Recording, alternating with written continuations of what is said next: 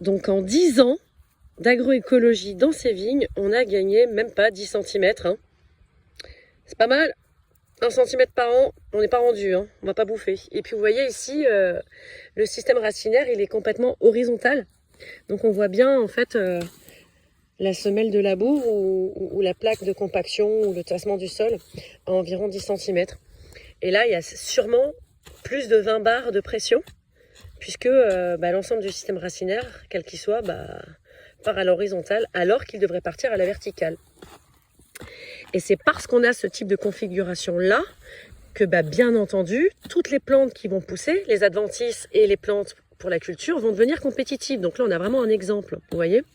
Si toutes les plantes, en fait, poussent de manière horizontale, elles vont aller être compétitives avec la plante que vous allez cultiver parce qu'il va y avoir peu d'eau, il va y avoir peu de nutriments, imaginons, parce que peu de microbiologie, et donc elles vont se battre. Et c'est comme ça qu'on arrive à créer en fait un système compétitif dans la nature. Alors qu'à la base, si le sol était poreux et qu'il était comme du couscous, la racine irait comme ça, en verticale, et toutes les autres racines iraient à la verticale.